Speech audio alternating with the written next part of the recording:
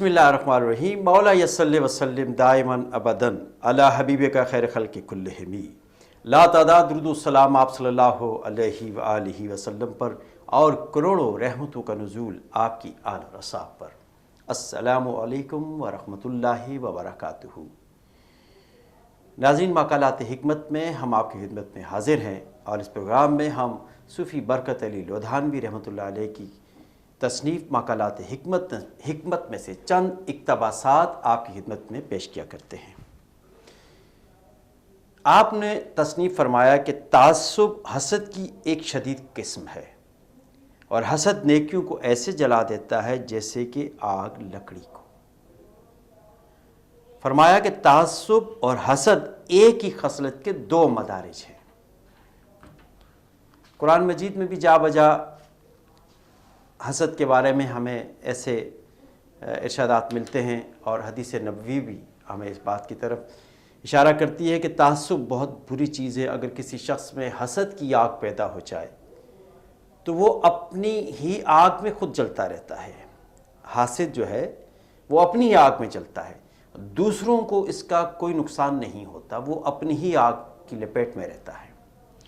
آپ فرماتے ہیں کہ تعصب ذلیل فطرت ہے۔ اللہ اکبر۔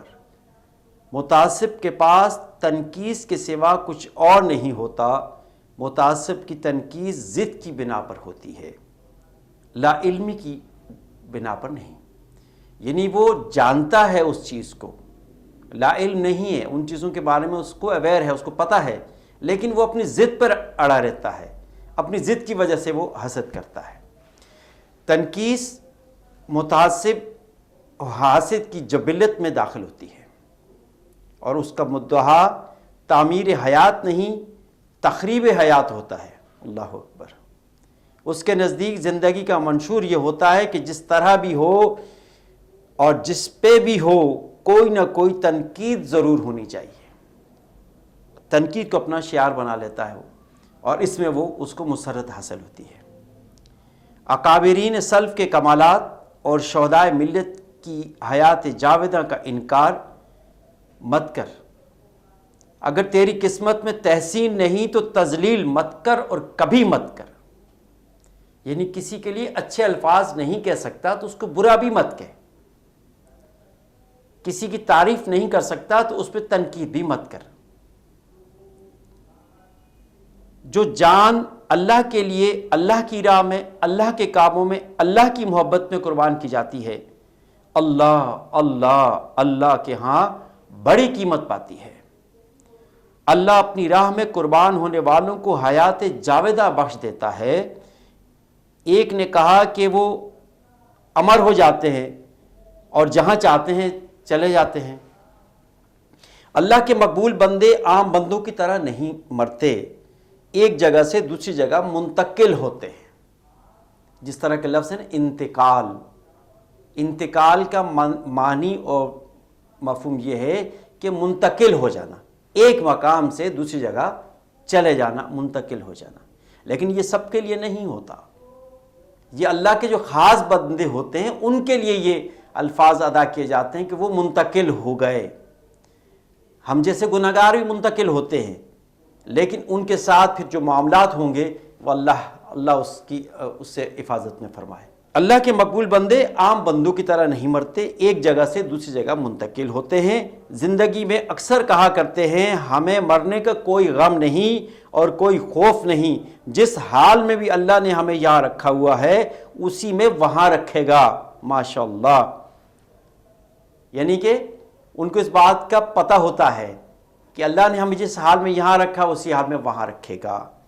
تو اللہ کے مقبول بندے جو ہے ان کو غم نہیں ہوتا، جس طرح یہ قرآن مجید بھی اس کی گواہی دیتا ہے نا، اس بات کی طرح اشارہ کرتے ہیں الا ان اولیاء اللہ لا خوف علیہم ولا هم یحزنون۔ اللہ کے وہ بندے جنہیں کوئی خوف نہیں ہوگا، کوئی حزن نہیں ہوگا، کوئی ملال نہیں ہوگا، وہ بالکل پریشان نہیں ہوتے۔ اس موت تو ظاہری موت ہے۔ وہ کہتے ہیں کہ یہ تو حیات جو ہمیں ملی ہے، جو موت اس کے بعد جو زندگی آنے والی ہے وہ زندگی تو حسین ہے۔ اسی لیے فرمایا کہ دنیا مومن کے لیے ایک قید خانہ ہے، وہ اس قید خانے میں ہے، وہ اس کو اپنے لیے قید سمجھتا ہے، جیل سمجھتا ہے، اور وہ اس سے رہائی چاہتا ہے، رہائی چاہتا ہے کہ میں جب یہاں سے جاؤں گا تو رہا ہو جاؤں گا، ابدی زندگی پا جاؤں گا۔ اور سب سے بڑی بات کہ اللہ سے ملاقات ہوگی، اپنے خالق سے ملاقات ہوگی، اپنے مالک سے ملاقات ہوگی، اپنے مالک کا دیدار کریں گے، اپنے خالق کا دیدار کریں گے جس نے اسے بنایا۔ جب انسان کو اشرف المخلوقات بنا دیا تو یہ جان لیجئے کہ وہ خود کتنا اعلیٰ ہوگا۔ اللہ جمیل و یحب الجمال، اللہ خوبصورت ہے اور خوبصورتی کو پسند کرتا ہے۔ وہ خوبصورت اعمال کی خوبصورت، لوگوں کے ساتھ صلہ رحمی کے لیے خوبصورت ہو، اس کے دل میں حسد کا جذبہ نہ ہو، کسی پر تنقید نہ کرتا ہو، تو اللہ کو وہ لوگ پسند ہیں نا جو اس کی مخلوق کے ساتھ محبت کرتے ہیں۔ وہ یہ نہیں دیکھتے یہ کون شخص ہے، وہ یہ کہتے ہیں کہ یہ انسان ہے۔ بینگ ہیومینٹی، ہیومن، ہمیں ایک انسان کو دیکھنا ہے۔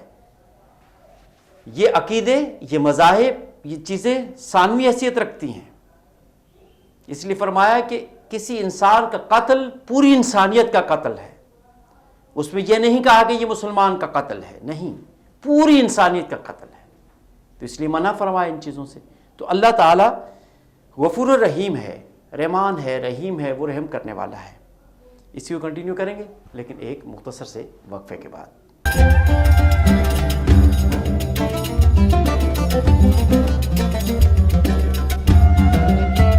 خوش آمدید ناظرین۔ اللہ تعالیٰ غفور الرحیم ہے، رحمان ہے، رحیم ہے، بخشش کرنے والا ہے، اپنے بندوں کے لیے بڑا مہربان ہے۔ اسی طرح آپ صلی اللہ علیہ وآلہ وسلم بھی مومنوں پر حریص ہیں، ان کی جانوں سے زیادہ ان کے مالک ہیں۔ بابا جی لکھتے ہیں کہ اپنے اس یقین کی تائید میں اکثر یہ دہرایا کرتے ہیں، یعنی اولیاء اللہ کو کوئی خوف اور کوئی غم نہیں، اولیاء اللہ کو کوئی خوف اور کوئی غم نہیں۔ پھر حضور اقدس صلی اللہ علیہ وآلہ وسلم کی حدیث شریف دہراتے ہیں، یعنی اولیاء اللہ مرتے نہیں بلکہ ایک زندگی سے دوسری زندگی میں منتقل ہو جاتے ہیں۔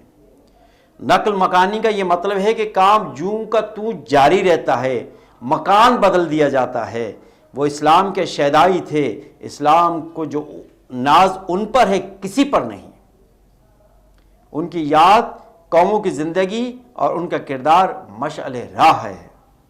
ان کی حیات جاویدانی ہے، ان کی حیات جاویدانی ہے، جب تک دنیا رہے گی ان کا نام رہے گا۔ یہی زندگی کا مراد اور یہی زندگی کی اصل ہے۔ جو اولیاء اللہ ہے، جو اللہ کے خاص بندے ہیں، جو اللہ کے دوست ہیں، وہ ہمیشہ زندہ رہیں گے۔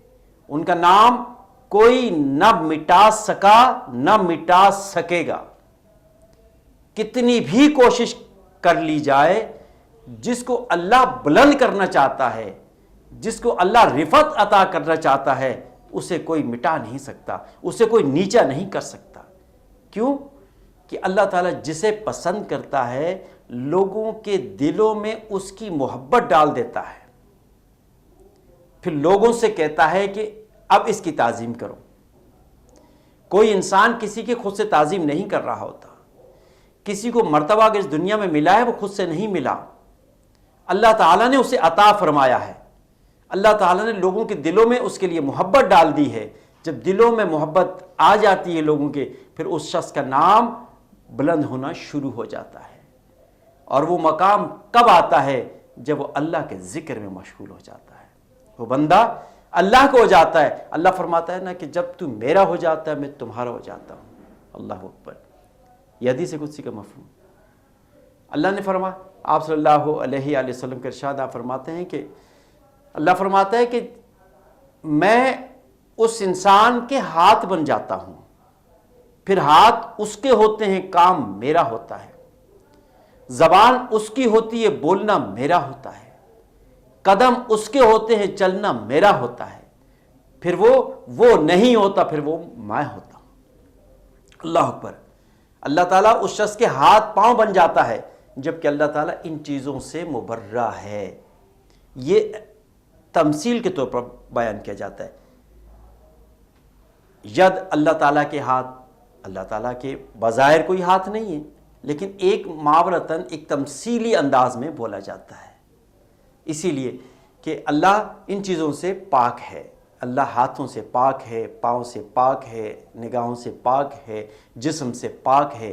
وہ واحد الوجود ہے، اس کا وجود ایسا ہے جو تنہا ہے، اور وہ کسی چیز سے تشبیہ نہیں دیا جا سکتا۔ کسی کو آپ یہ نہیں کہہ سکتے کہ اللہ جیسا ہے۔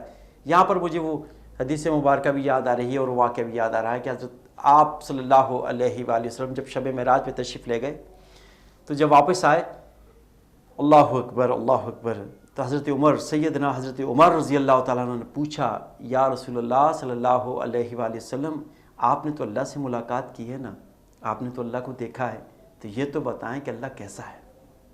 آئے ہائے ہائے۔ اب جواب سنیے ناظرین، قربان جاؤں اپنے آقا پہ صلی اللہ علیہ وآلہ وسلم پر، آپ نے کیا خوبصورت ارشاد فرمایا۔ آپ نے فرمایا اس پوری کائنات میں اللہ جیسی کوئی چیز ہو تو میں بتاؤں کہ اللہ اس جیسا تھا۔ اس کائنات میں اللہ جیسی کوئی چیز ہی نہیں، اللہ واحد ہے، تنہا ہے، اور کیسا ہے اس کی تشبیہ و مثال نہیں دی جا سکتی۔ اسی لیے اس عقیدے کی بھی نفی ہوتی ہے کہ اللہ کرسی پر جلالت فرمائے گا۔ اللہ کا تو وجود ہی نہیں ہے، اللہ کا تو جسم نہیں ہے، تو جلالت کیسے فرمائے گا؟ تھوڑا سا عقل کے ناخن لے لیجئے، تھوڑا سا اس چیز کو دیکھ لیجئے کہ اللہ تعالیٰ کے ہاتھ تو نہیں ہیں۔ جب آپ صلی اللہ علیہ وآلہ وسلم جب ہجرت کر کے مکے سے مدینے جا رہے تھے تو وہ جو کنکریاں آپ صلی اللہ علیہ وآلہ وسلم نے پھینکی تھیں، شیطانوں کے جو کفار تھے ان کے سروں پہ پھینکی تھی، ان کے سروں پہ مٹی جب گری تو آپ صلی اللہ علیہ وآلہ وسلم وہاں سے چلے گئے، تشریف لے گئے۔ تو اللہ تعالیٰ نے کیا فرمایا؟ اے نبی، وہ تمہارے ہاتھ، وہ کنکریاں آپ نے نہیں، ہم نے پھینکی تھیں، جبکہ وہ تو نبی کے ہاتھ تھے، تو اللہ کے ہاتھ کیسے ہو گئے؟ تو اللہ تعالیٰ اسی طرح مثالیں دیا کرتا ہے، اسی طرح مثالیں سمجھایا کرتا ہے۔ تو خیر، ہم اپنی بات کی طرف آتے ہیں کہ وہ اسلام کے شیدائی تھے۔ اسلام کو جو ناز ان پر ہے کسی پر نہیں، ان کی یاد قوموں کی زندگی اور ان کا کردار مشعل راہ ہے، ان کی حیات جاویدانی ہے، ان کی حیات جاویدانی ہے، جب تک دنیا رہے گی ان کا نام رہے گا۔ یہی زندگی کی مراد اور یہی زندگی کا حاصل ہے۔ اہل قبور اگر قبور میں ہوتے تو پھر حیات جاویدانی کیسی ہوتی؟ اہل قبور کی بدولت زندوں نے زندگی پائی، منکر فیض سے محروم۔ اللہ، یہ تیرے رب کے مقبول بندے ہیں، سب کے سب مقبول ہیں ماشاءاللہ۔ یہ سب کے سب کسی نہ کسی انداز میں اللہ کے دین اسلام کی دعوت و تبلیغ کے مبلغ ہیں۔ ان سب کا احترام اکرام اپنے اوپر لازم قرار دے، اور کسی کی بھی شان میں کسی بھی قسم کی کوئی گستاخی مت کر۔ یہ سب کے سب تجھ سے افضل، اور تو ان سب کا خیر خواہ اور دعا گو اور خادم ہے۔ وما علینا الا البلاغ المبین۔